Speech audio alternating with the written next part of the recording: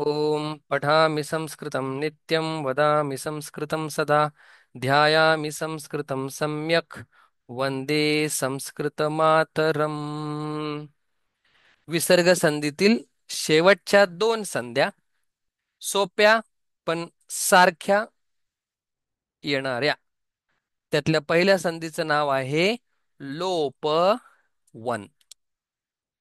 नावही या संध्यांना नाहीयेत, आपल्याला त्या समजाव्या म्हणून त्या दिलेल्या आहेत.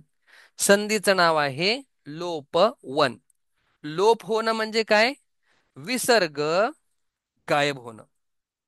लोप शब्दाचा अर्थ काय? विसर्ग आहे, गायब होतो. म्हणजे असा नियम आहे की ज्यामध्ये विसर्ग नाहीसा होऊन जातो. मग काय तो नियम आहे? आजचा नियम 3. काय नियम बघा, सोपा आहे, लक्ष द्या. सगळ्यांनी स्क्रीनवर बघा. विसर्गाच्या मागे अ. अरे, हा तर उत्व सारखाच आहे. थांबा थांबा थांबा. विसर्गाच्या पुढे अ सोडून कुठलाही स्वर. आ, आता ही झाली ट्विस्ट. म्हणजे विसर्गाच्या मागे अ, पण पुढे अ सोडून, म्हणून मी त्याला लाल रंगामध्ये करतो. म्हणजे अ नसला पाहिजे, अ सोडून कुठलाही स्वर असू द्या. बर, चालेल, अ सोडून स्वर. मग काय होणार आहे? हा जो विसर्ग आहे तो होणार आहे गायब. उदाहरण सांगाल का? लगेच बघा. शब्द आहे रामः, म्हणजे विसर्गाच्या मागे अ आहे, आणि पुढे आहे इच्छती, म्हणजे काय? राम इच्छा करतो. आता याला आपण थोडस सिम्प्लिफाईड करूया. कसं? राम आणि अ बाजूला काढूया विसर्ग, आणि पुढे ई बाजूला काढूया आणि छती आहे असं लिहूया. काय केलंय आपण? काहीच नाही. या म मधून अ बाजूला काढला. मग आता चला, पहिली कंडिशन सॅटिस्फाय होते का बघा. विसर्गाच्या मागे अ. करेक्ट, विसर्गाच्या मागे अ. पुढे अ सोडून स्वर. अ सोडून स्वर म्हणजे अ नको, आ चालेल, ई चालेल, उ चालेल. अरे वा. विसर्गाच्या पुढे अ सोडून स्वर आहे, मग काय होईल? हा विसर्ग जो आहे तो ड्रॉप होईल. विसर्ग जो आहे तो व्हॅनिश होईल. मग काय होईल? राम इच्छती. मग कधी कधी आपल्याला पुस्तकामध्ये असं दिलेलं असतं आणि आपल्याला वाटतं, अरे, ही कुठली विभक्ती आहे? ही कुठली विभक्ती आहे? तर आपल्याला त्याची विभक्तीच कळत नाही. मग जर आपल्याला ही लोपसंधी माहिती असेल, तर ही कुठली विभक्ती आहे? राम ह ऍक्च्युली. मग तो विसर्गाचं काय झालंय? लोप झालेला आहे, व्हॅनिश झालेला आहे, म्हणून राम इच्छती असं झालेलं आहे. सर, अजून एक उदाहरण द्याल का चांगलं समजण्यासाठी? नक्कीच. काय नियम आहे? सोहम, विसर्गाच्या मागे अ आणि विसर्गाच्या पुढे अ सोडून कुठलाही स्वर असेल तर विसर्ग गायब होतो, व्हॅनिश होतो, ड्रॉप होतो. उदाहरण अजून एक देतो बघा. अ राघव, सारखंच राम नको, राघव, जे की रामाचंच नाव आहे. राघव प्लस राघव प्लस ओदनम. बघा आता या ठिकाणी काय आहे? चला, सिम्प्लिफाईड व्हर्जन आपण लिहूया पहिला. सिम्प्लिफाईड व्हर्जन म्हणजे काय? विसर्गाच्या मागे काय आहे हे चेक करायचं आहे आपल्याला. त्याला सिम्प्लिफाईड व्हर्जन म्हणतो आपण. राघव, मग त्यातला अ काढला बाजूला, विसर्ग, आणि आहे या ठिकाणी ओदनम. चला, मग आता कंडिशन सॅटिस्फाईड करूया. चला, विसर्गाच्या मागे काय पाहिजे? अ पाहिजे, सॅटिस्फाईड. विसर्गाच्या पुढे काय पाहिजे? अ सोडून कुठलाही स्वर पाहिजे. मग त्या ठिकाणी ओ आहे, आपल्याला चालतोय. मग काय होणार? विसर्ग जो आहे तो ड्रॉप किंवा व्हॅनिश होणार. अशा प्रकारे झालं राघव ओदनम. ओदनम म्हणजे तांदूळ. आणि पुढे खादती आपण लिहू शकतो, पण आपल्याला फक्त संधीवर फोकस करायचे. मग या ठिकाणी विसर्ग नाही का? विसर्ग आहे, पण तो ड्रॉप झालेला आहे, म्हणून त्याला आपण लोप वन असं म्हणतो. विसर्ग लोप वन. त्या ठिकाणी विसर्ग नाहीसा होतो. काय संधी नियम आहे? विसर्गाच्या मागे विसर्गाच्या पुढे सोडून कुठलाही स्वर आला तर विसर्गाचा काय होतो? लोप होतो. विसर्ग व्हॅनिश होतो. मग एक दोन उदाहरणं तुम्हाला इथं देतो प्रॅक्टिससाठी. चला. नंदन प्लस नंदनः प्लस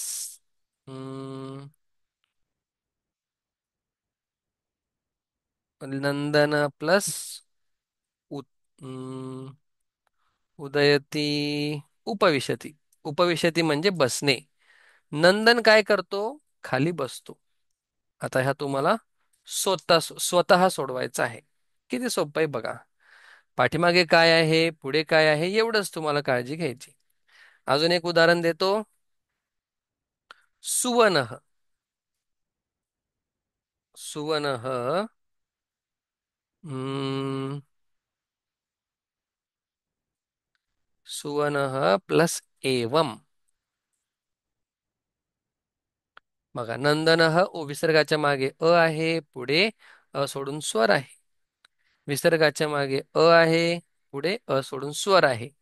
नियम अप्लाय होतोय आणि विसर्गाचा लोप होणार आहे.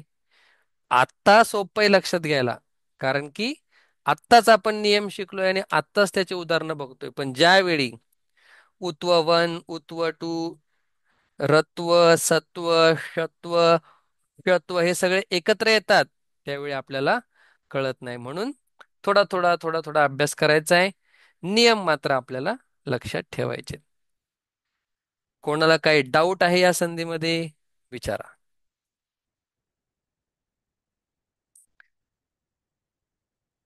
समजून घ्या. लिहिण्याची घाई जास्त करू नका. समजून घेतल्यानंतर लिहिता कसं पण येतं. बोला, कोणाला डाऊट असेल विचारा.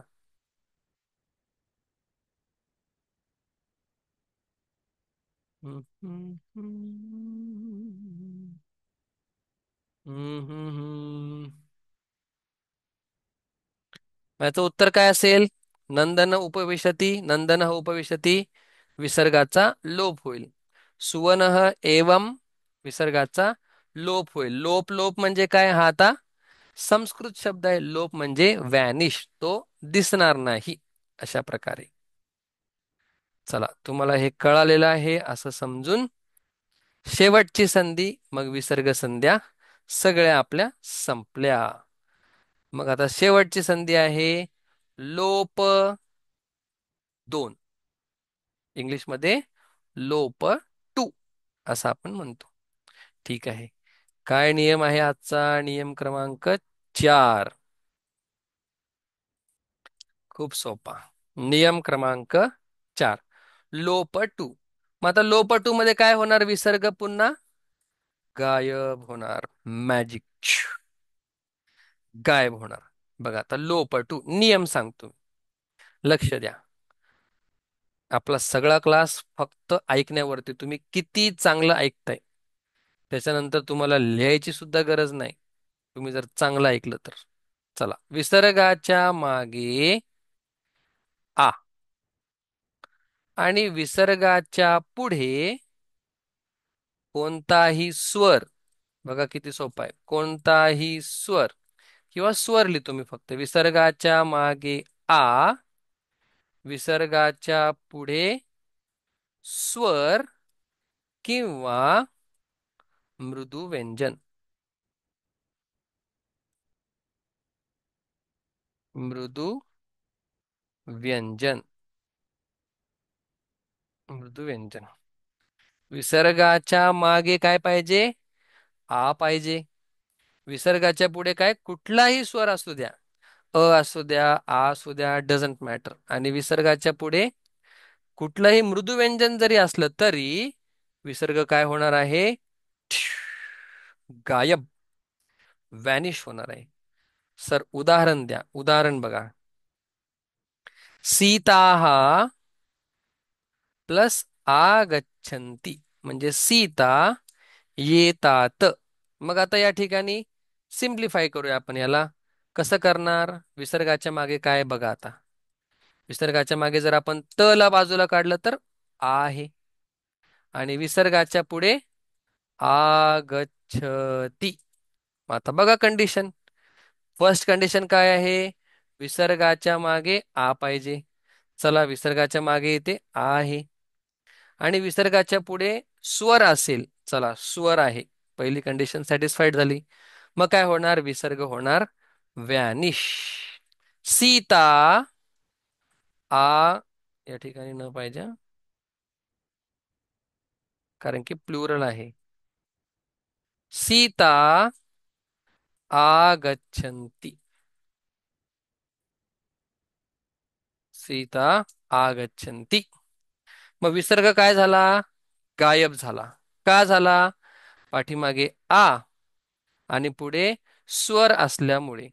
सर, आम्हाला मृदू व्यंजनाचं उदाहरण सांगा. नक्कीच. आता आपण या ठिकाणी पुन्हा घेऊया सीता, हा समजायला सोपं जाईल. प्लस गच्छन्ति. आता ग काय आहे? मृदू व्यंजन आहे. आता काही जणांना माहित नसेल, जसं सोमला, तर त्यांनी ते व्हिडिओ एकदा चेक करा. नाही समजल्यानंतर मी सांगणारच आहे. बघा, ग हा सॉफ्ट कॉन्सोनंट आहे, मृदू व्यंजन आहे आणि विसर्गाच्या मागे आ आहे. चला, let's write simplified version. Sita सित प्लस आहा प्लस गच्छन्ति. मग काय? Condition satisfied. आहा येस. पुढे मृदू व्यंजन. येस, ग हे मृदू व्यंजन आहे. मग काय होईल? पुन्हा पुन्हा या ठिकाणी विसर्गाचा लोप होईल. मग जर तुम्ही कुठं कदाचित असं बघितलं सीता गच्छन्ती, तुम्हाला असं नको वाटायला की सीता सिंग्युलर आहे, एक वचन आहे, सीता सीते सीता हा, आणि गच्छन्ती प्लुरल आहे. सर, हे सेंटेन्सच चुकीचं आहे. सेंटेन्स चुकीचं नाहीये, संधी अप्लाय करून ते पुस्तकात आलेले. पुस्तकात कदाचित चुका होत असतात, त्याच्यामुळे संधी माहीत असतील तर आपल्याला चुका वाटणार नाहीत. काय योग्य आहे ते आपल्याला कळणार आहे. आता मी दोन उदाहरणं आपल्याला देतो, आपण ती सोडवावी. हम्म. उदाहरण आहे लता अनुसरंती. म्हणजे लता फॉलो करता, अनुसरंती. दुसरं उदाहरण आहे लता वृक्षाः. वृक्षाः गायन्ति किंवा नमन्ति. झाड गातात असं कधी होईल का? होऊ शकतं, कवी कल्पना असते. नमन्ति म्हणजे झाड वागतात. नमन्ति. काय होईल बरं या दोन्ही केसमध्ये? हम्म.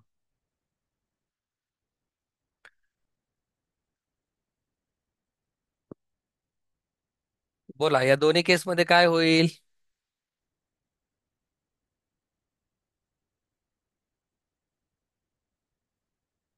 बोला कोणीतरी. सर, विसर्ग गायब होईल. विसर्ग लोप पावेल. मग काय उत्तर असेल याचं? लता अनुसरंती. आणि या ठिकाणी वृक्षा वृक्षा नमंती. अशा प्रकारे आपल्याला या विसर्ग ज्या संध्या होत्या त्या संपलेल्या आहेत.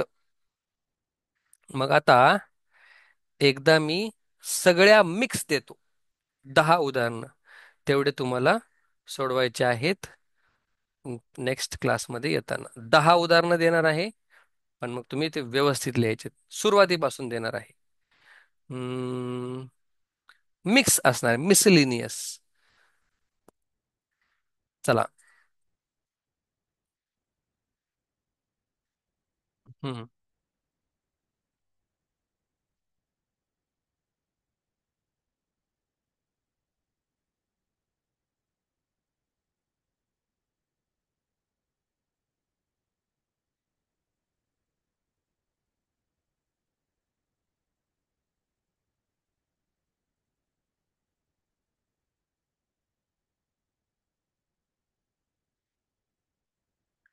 तीन.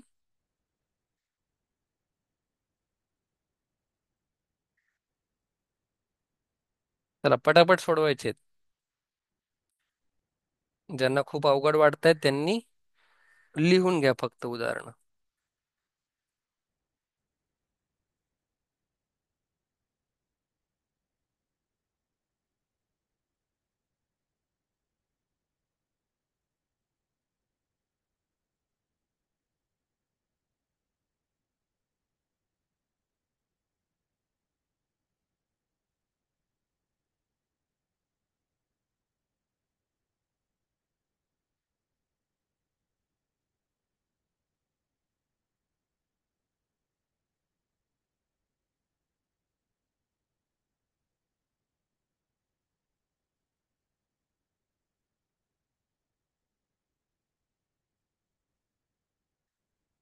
गोपालः शेते.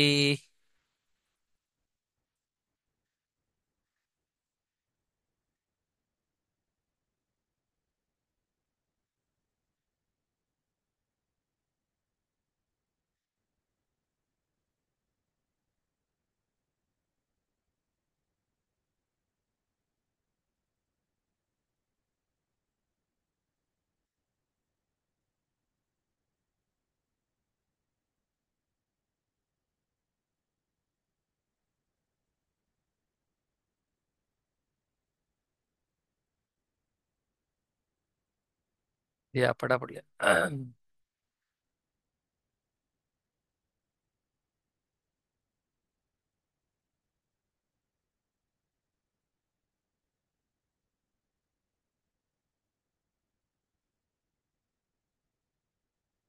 कुठे लोप करायचाय, कुठे काय करायचंय बघा, आता सगळी खिचडी होणार आहे.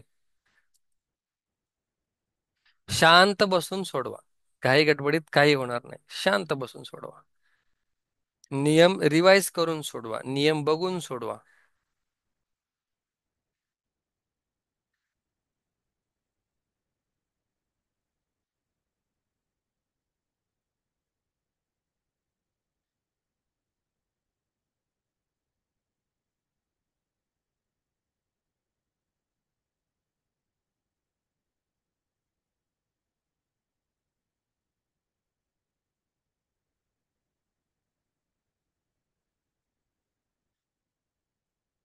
लास्ट.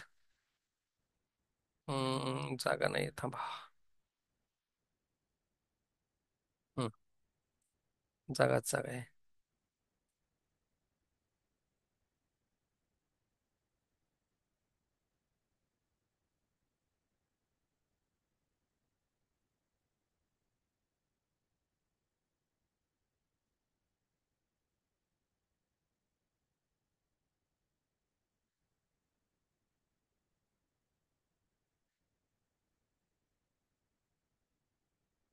एवढे 10 उदाहरणं आहेत. माधवः अस्ति, केशवः तरति, राधाः धावन्ति, गोपिकाः चरन्ति, गोपालः शेते, धेनुः आनयति, मरीचिः नयति, राघवः यच्छति, कृष्णः षट्कोन षट्कोन कपेः औषधम्.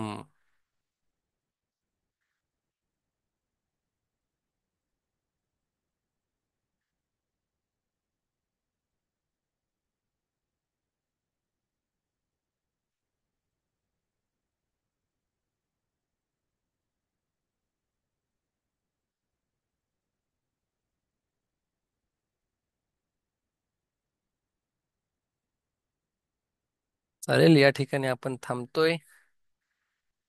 आता 9th ग्रेड रिया आणि गारवीचा क्लास होईल पंकजाचा नंतर. फाईल पाठवण्यात येईल आत्ताच ग्रुपवर. लिहून नसेल झालं तर आरामात तुम्ही बसून लिहा. सगळा विषय समजलेला आहे. व्हिडिओ सुद्धा अपलोड होईल उद्या. बाकीच्यांनी रिया आणि गारवीनी लगेच जॉईन करायचंय.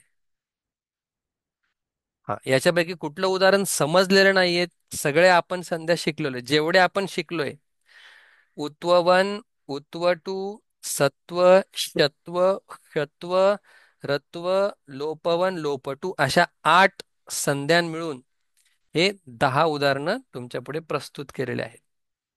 आठीच्या आठी संज्ञांचा योग्य असा वापर तुम्हाला करता यायला पाहिजे. उदाहरण सोडून झाल्यानंतर मला तुम्ही सेपरेट पर्सनली टाका मेसेज. ग्रुपवर नका टाकू, मग ग्रुपवर लयच सगळ्यांचे होतील. तर पर्सनली तुम्ही टाका, बरोबर आहेत का नाही मी चेक करून तुम्हाला सांगेल. या ठिकाणी आपण थांबतोय.